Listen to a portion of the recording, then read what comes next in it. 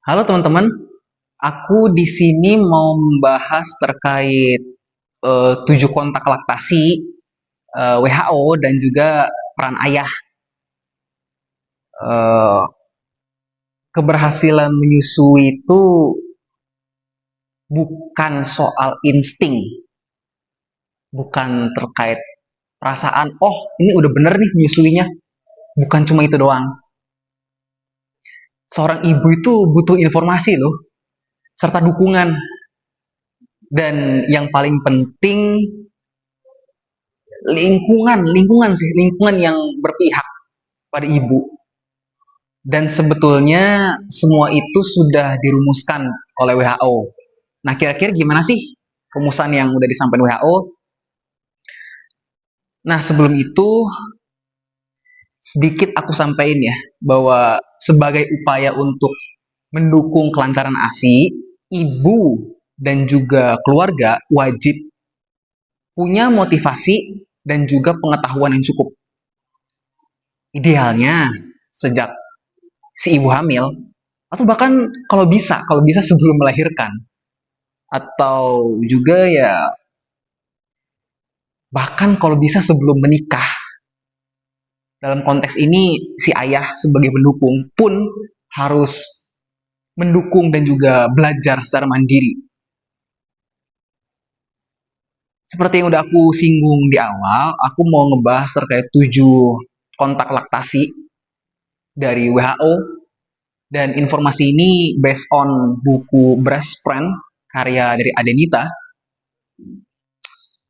Bahwasannya WHO itu sudah menetapkan ada 7 titik penting, 7 momen di mana ibu bertemu konselor laktasi. 7 kontak ini terbukti membantu untuk menyusui.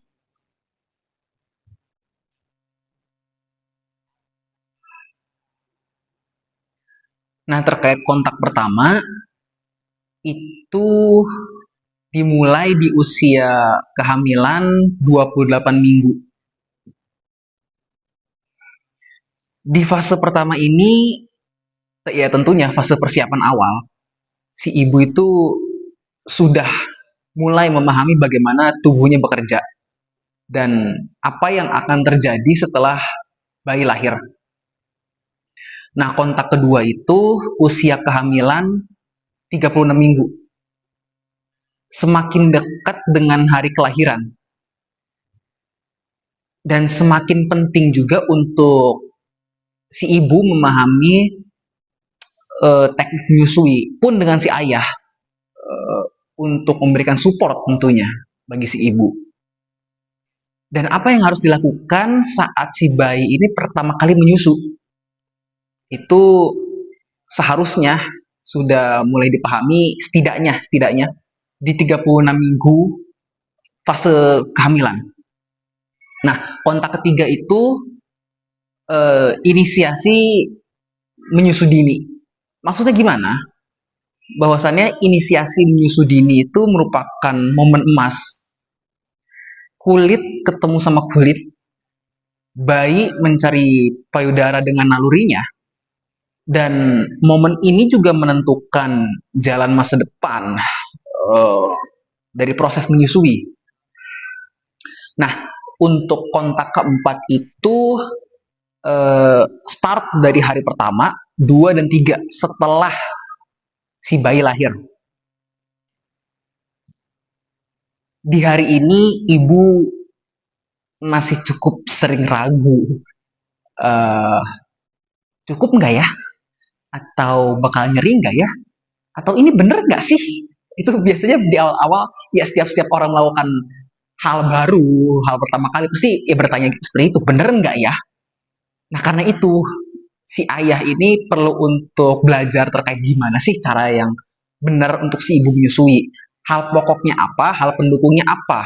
Sehingga keberadaan si ayah sebagai support system untuk si ibu percaya diri untuk menyusui itu menjadi semakin tinggi. Nah, selanjutnya itu kontak kelima.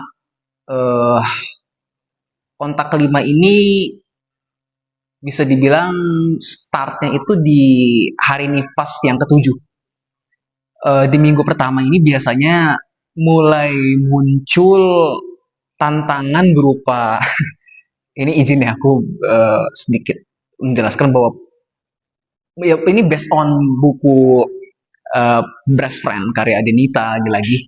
Uh, di hari nifas ketujuh itu biasanya putingnya agak nyeri serta asinya terasa sedikit. Atau si ibu itu udah mulai kelelahan. Ya tentunya itu cukup wajar karena utamanya untuk seorang ibu yang baru pertama kali melahirkan. Itu cukup wajar, sangat wajar.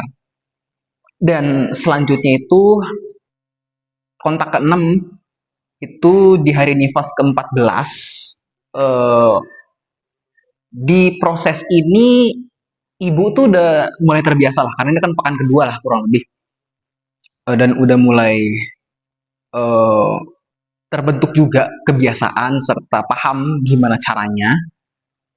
Tapi biasanya masih ada sedikit keraguan, sehingga itu butuh evaluasi bersama lah antara si ibu dan juga ayah. Kira-kira bagaimana si ibu bisa nemuin ritme paling nyaman untuk dia menyusui, bagaimana si ayah bisa menjadi pendukung utama yang benar-benar bisa bikin si ibunya nyaman. Ya utamanya terkait peletakan eh, posisi menyusui dan juga produksi daripada ASI. Dan fase terakhir yaitu kontak ketujuh atau fase ketujuh itu di hari nifas yang ke-39. Nah, sebelum masuk usia 2 bulan, pendampingan ini tuh memastikan bahwa si ibu tetap percaya diri dan juga bayi bisa tumbuh dengan baik. Nah, tapi ternyata dijelasin juga di dalam buku tersebut ada poin terakhir nih, ini poin ke-8. Eh, sedikit pokok pikirannya adalah kapan ibu butuh. Maksudnya gimana? Karena perjalanan, bukan pelajaran, karena perjalanan ibu menyusui itu tidak selalu lurus ya, seperti yang sudah aku jabarin panjang lebar sebelumnya. Ada hari-hari di mana ibu tuh butuh ditenangkan dan itu cukup wajar. Kapan ibu butuh ketenangan? Karena fase pertama kali menyusui bagi si ibu pasti ya stres berat, dan kapan ibu butuh untuk istirahat itu yang seharusnya dipahami bersama oleh kedua belah pihak, suami maupun istri. Dan suami tentunya harus menjadi fasilitator utama untuk menjadi support agar si istri bisa setidaknya beristirahat sejenak dari kegiatan menyusui, agar si ibu tidak stres. Karena salah satu dampak dari stres bagi ibu menyusui adalah berkurangnya produksi dan kualitas daripada ASI. Terus kira-kira kalau dipersingkat ya, kalau disingkatin, gimana sih peran ayah dalam proses ini ya? Dalam proses 7 peletakan laktasi ini. Uh,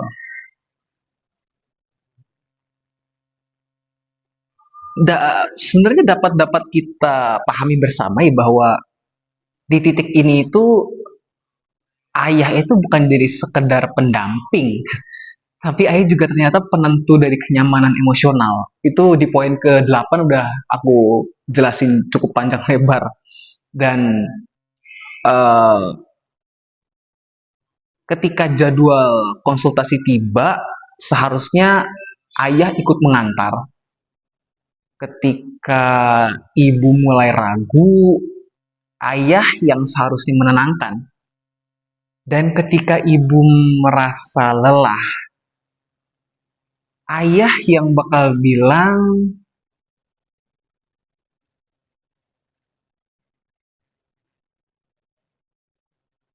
kita kita jalan bareng. Ayah bakal bilang, kita tuh jalan bareng. Kamu nggak berjalan sendiri, kita bersama. Kita bersama. Karena psikologis ibu tuh sangat benar-benar sangat pengaruh ke produksi ASI. Dan semakin ibu merasa aman, itu bakal semakin memperlancar proses ibu menyusui. Nah, teman-teman, sebagai closing lah ini mah, aku cuma mau bilang kalau menyusui itu bukan hanya perjalanan seorang ibu ya. Menyusui itu bukan cuma perjalanan seorang ibu aja. Ini tuh perjalanan keluarga. Artinya semua orang terlibat. Utamanya si ayah pun terlibat.